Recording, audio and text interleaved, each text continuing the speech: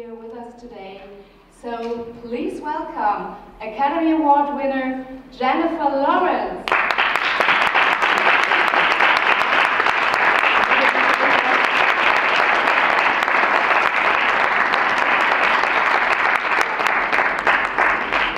And a warm welcome for the fabulous and fantastic Chris Pratt.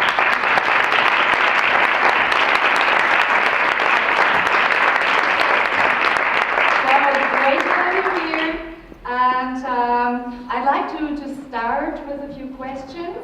Jennifer and Chris, it's a unique story and the sets are really spectacular. What was it like to enter those amazing sets for the first time?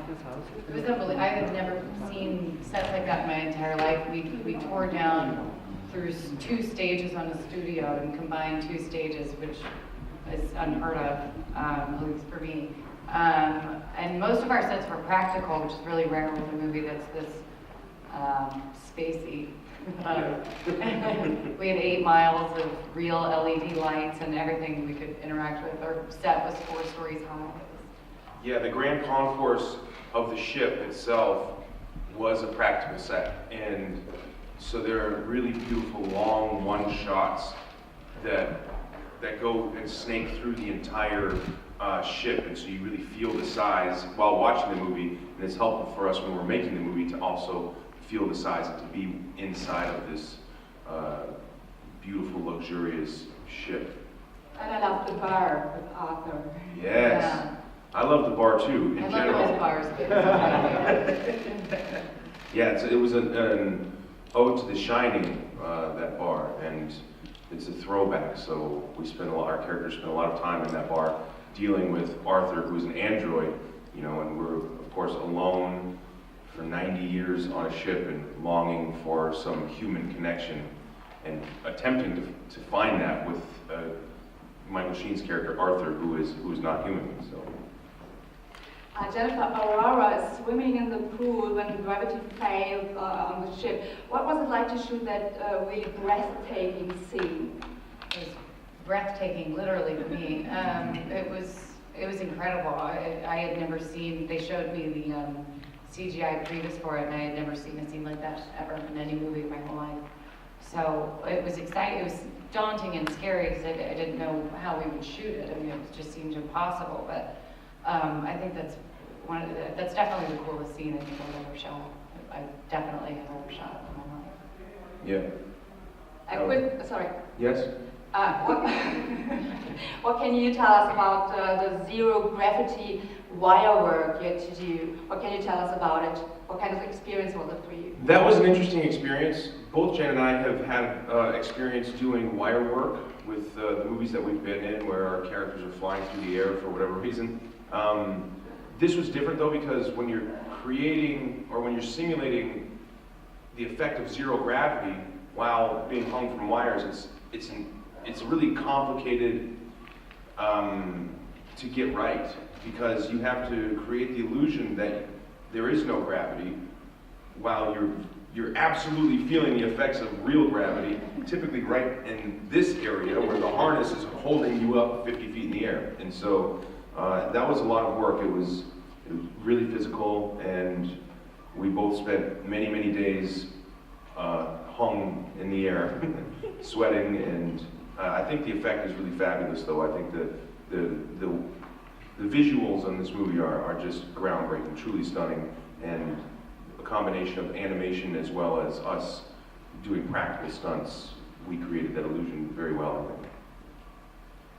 Thank you very much. Now it's your turn. First row, Marcus. Wait for the microphone, please, and introduce yourself. Hello, I'm Marcus. First, congratulations from me. It's one of the best science fiction movies I saw in the last year.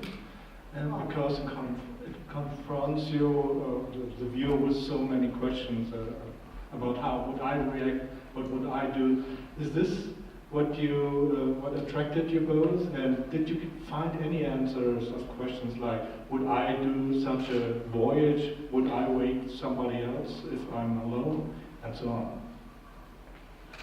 Yes, well, thank you, Marcus. We're very proud of it. I think what attracted us to the script. I will say, we think that the best way to present this movie is to allow it to remain a mystery. There are obviously things you learn about these characters through the course of watching the movie that we're desperately trying to avoid telling your readers or telling any of the, releasing in the press any of the details of what happens in the movie that would give away or spoil anything. But I know what attracted me to the movie was just the story and the idea of what these two characters have to endure.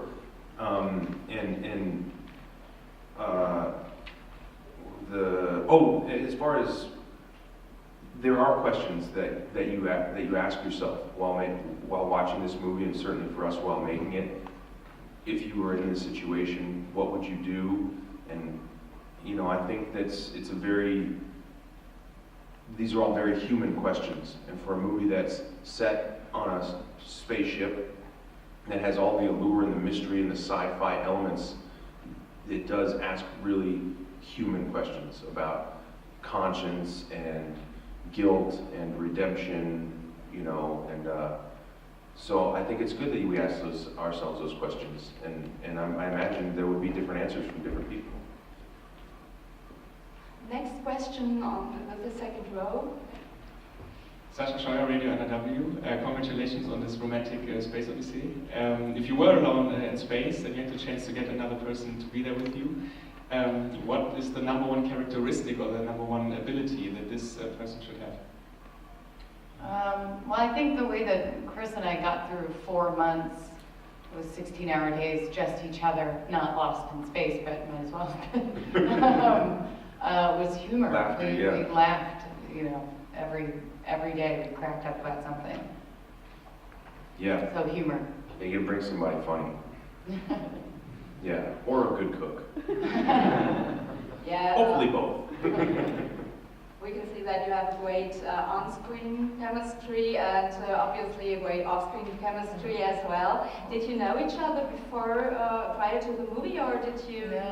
No, we had never met. I had wanted to work with him before many times and just never worked out. So, but I had never met him. The first time we met was with the director and the read-through. Yeah, that was the first time we met. But it's interesting because I've known many people for years and years and years in my life, and I don't feel like I know them as well as I know Jen because I tell you? she tells no filter. My stomach hurts. It's rare that you ever spend as much time with anyone in your life as you do with someone on set. I mean, it's a very intimate and immediate relationship that has to begin, and you're spending 15, 16, 17 hours a day, especially in a film of this nature where it is only two people primarily through the whole film. So we really we were on the fast track to like best friend area right away, and you know what? Train is still moving. Come on. Great. Next question. The gentleman over there. Gentleman. Hi, my name is Stefan, I'm Berlin Radio in general. First of all, I want to say that I'm pissed off because we can't go into spoiler territory, because there's one thing about the movie that I really, really love, and it's the ending. Yes. Because in this time and age, it could have been... Shut your mouth. We don't want people to know that the movie ends. But I really love that. But my question is, with all the characters that you've portrayed, the both of you, and with these two great characters that I really, really love them both, which sounds corny, but has it become easier to find new characters, or has it become harder to find new characters when you go on a new project, with all that you've done? Has it been easier to find new projects? Is it easier to find new characters or harder to find new characters, considering you do, I think this is the question, you do more and more characters? The thing that was really exciting me about this, where did you go? Oh, you're right there. Oh. Sorry. The thing that he just asked the question, runs out. The thing that excited me about this movie is that it's original. It's a completely original story, and nowadays it's really hard to get a studio to spend a lot of money on something that doesn't have proof of viewers, like franchises or something that's based off of a book. It's very, very rare to find something that can be epic in size and original.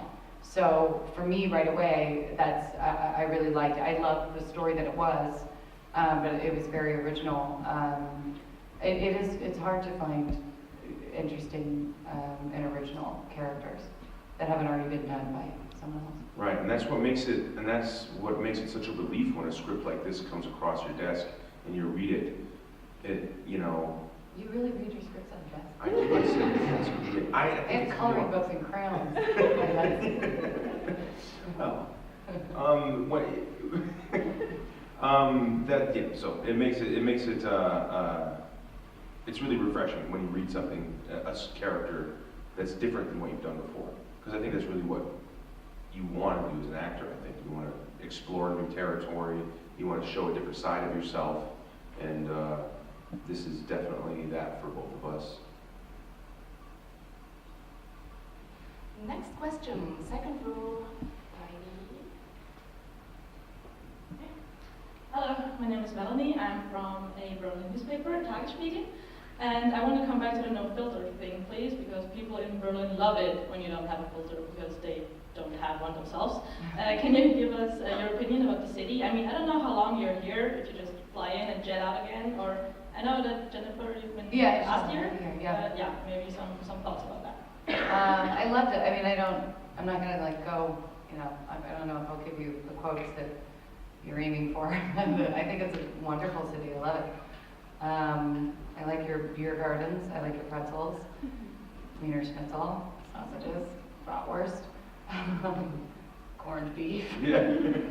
I love it here. We had a great time. You know, we were in this city when we were wrapping up the entire Hunger Games saga. So it was very emotional for us, and we had a great time. I love coming to Berlin.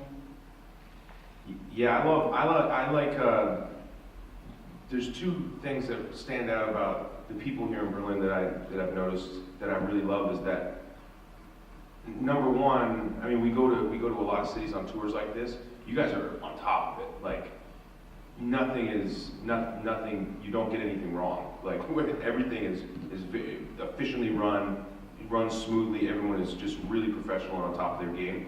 But then the second part that really complements the first part is when it's time to like cut loose. You guys party hard. Like you know what I mean? Like, you guys really throw down. I'm like, how are you so good at your job during the day? Light at this, and then nighttime comes. Like, like, where are all these people? Yeah. So that's kudos to be able to do both. Usually one person is really good at I have a one. question. There are some both. scenes where you have extreme emotions, and I'm an actress myself, so I'm trying to. And my question is, like, how do you work and focus on extreme emotions? Do you have any techniques? So we learn in drama school, like method acting or imaginary monologue, and I wanted to know, like, do you use this, or how do you work on the emotions? I've never heard the term what did you call it? Imaginary monologue. Imaginary monologue. I've never heard of that. I didn't do acting class. I would probably be a lot better off if I did. Acting classes or anything like that. But that is something that just sounds familiar to me. I do that.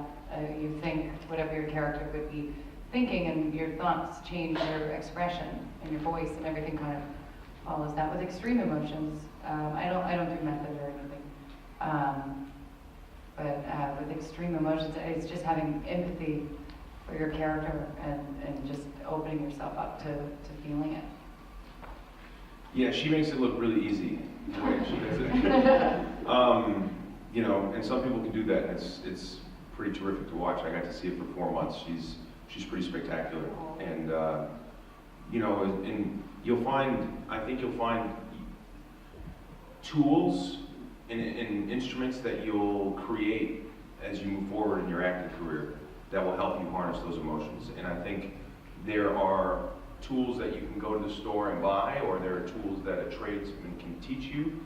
But I think when you really start to refine your and I hate to say craft because people say that all the time, and I feel like it's I wish there was a better word for it, but understanding that it sounds pretentious, I'll say, as you refine your craft, you'll learn to like make your own tools. Like you'll invent your own tools, like simple things that work for you, that resonate for you, whether it be, you know, manipulating what makes you emotional through music or through imagery or through like sense memory or any of these things. Like you'll learn what works for you, and you just keep practicing, keep experimenting. Good luck. Yeah.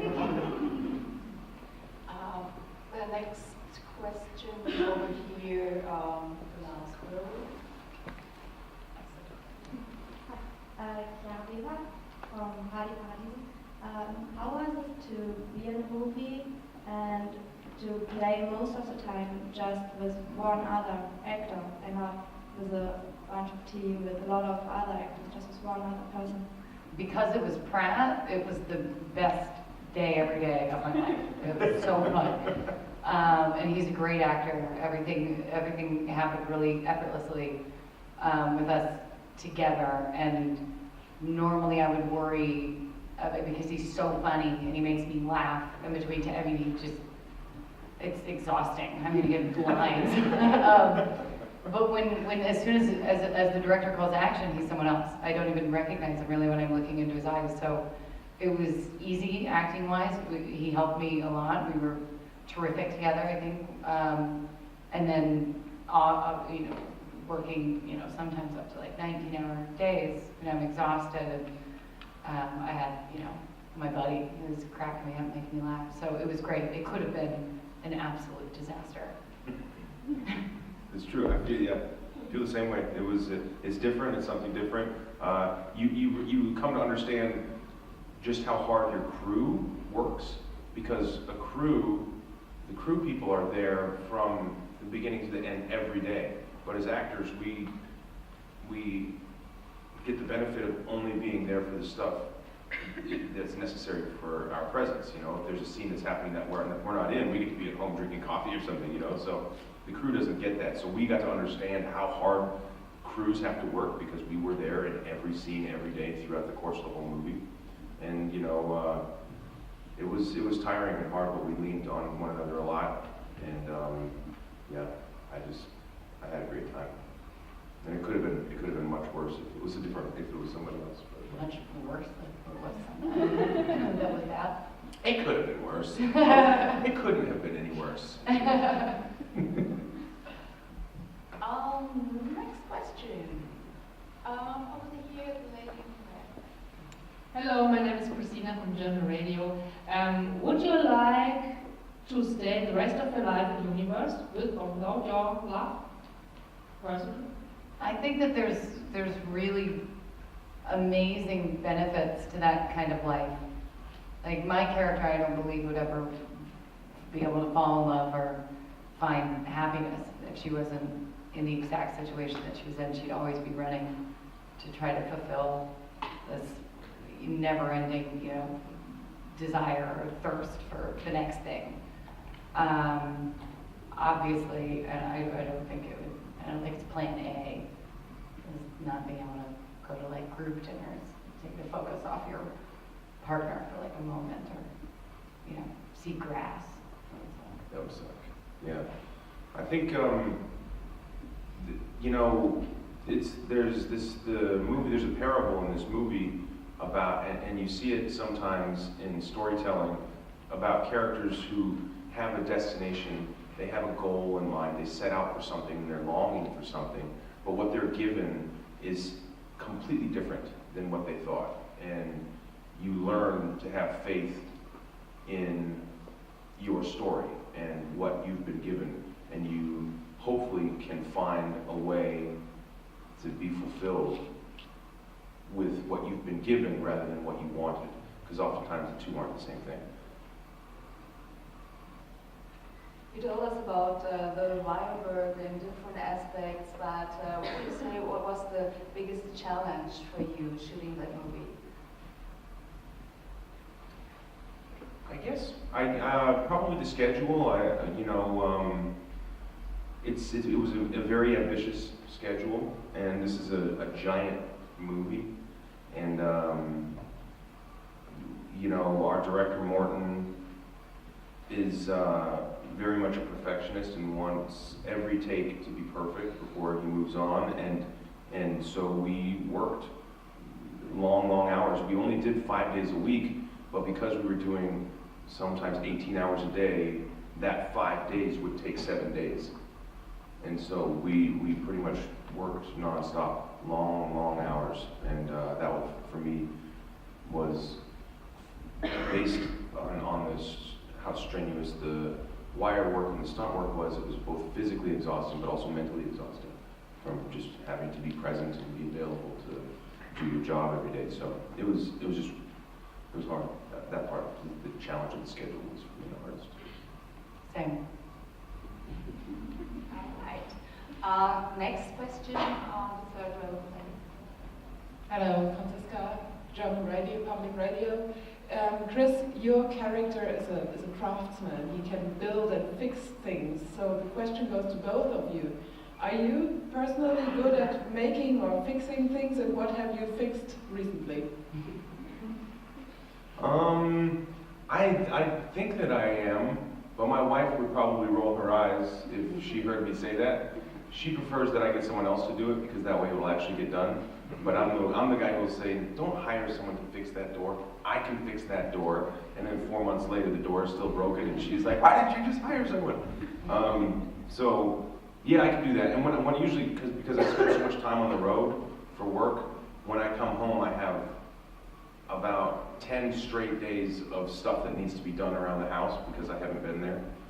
And those are usually my 10 favorite days of the year, because I can just come home and start putting my touch on everything and fixing everything, and, hanging pictures or fixing little hinges or doors, or changing the oil in the car, putting air in the tires in the car, just kind of like the stuff that needs to be done around the house that doesn't get done when I'm gone.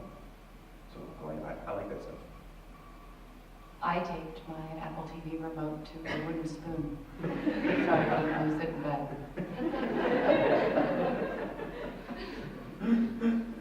She's going to invent that. She's going to patent that. Someone's going to call me. Elon Musk.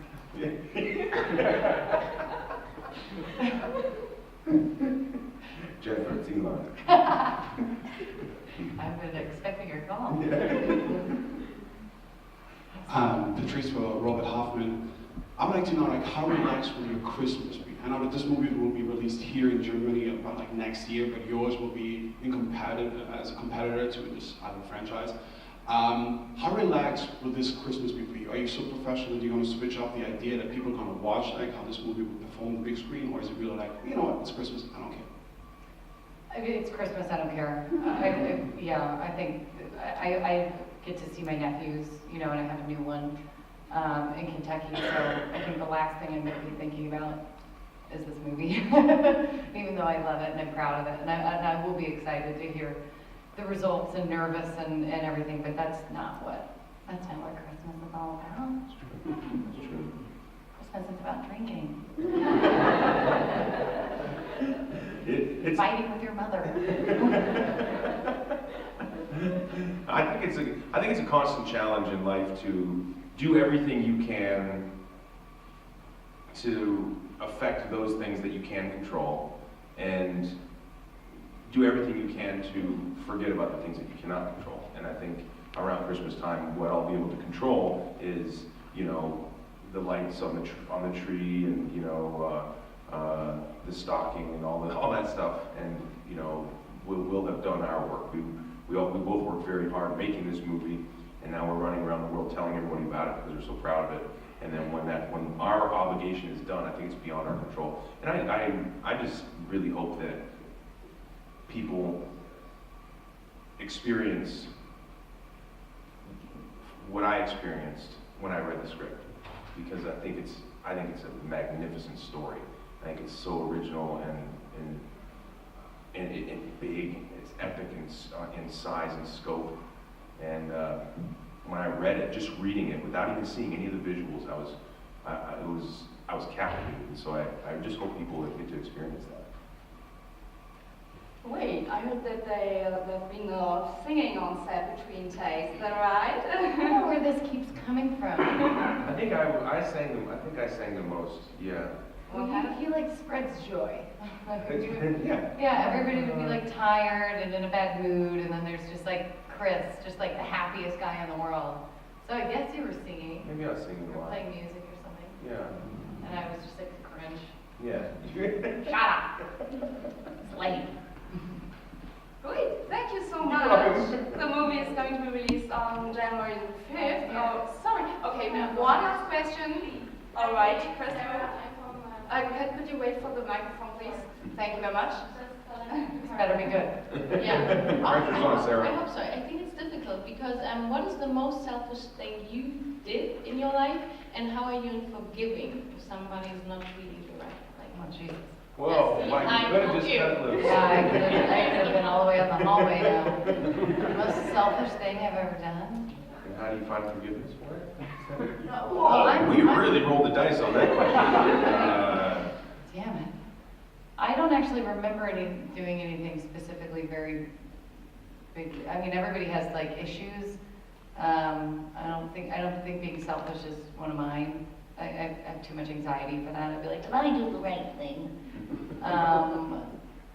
Forgiveness, it depends on what it is, you know. I mean, I'm all for forgiveness, but there are some things that, you know, reveal a character trait that aren't very good. So it's not good, you don't want it in your life. So I think it depends on what the person did and why. So you think you would have? No, we're good. We won't talk about that. Sorry. Yeah, we're trying not to spoil. The whole movie The- for the yeah. audience. I think being an actor in general is a pretty selfish choice. Sure wish you had gone first. Yeah. I've never done anything selfish. Yeah. Being an actor is. Except my job. Yeah. Well, it is. But I think that's okay. I think that it's okay because you're essentially, if you're going to truly, and you know, I'll say it to the young lady who's pursuing acting, if you have to put it above everything in your life. And so for me, it meant moving away from where I grew up and leaving my friends and family and not going to college, and I just focused everything on myself. I was focusing everything on myself. And so, and that was required, that was totally necessary to become an actor. And now it's a little different for me because I'm married and I have a son, and I'm married to an actress who also embraces this idea of this selfishness that's required to pursue a dream career as an actor. But now we just have to be slightly less selfish because we take the well-being of our child and of our marriage and put it above career. Whereas up until we made that choice, our career was our number one ambition, and we were unapologetically selfish about it. Yeah, that's true. I am unapologetically selfish about my job as well. As you should be. And hell, it's working.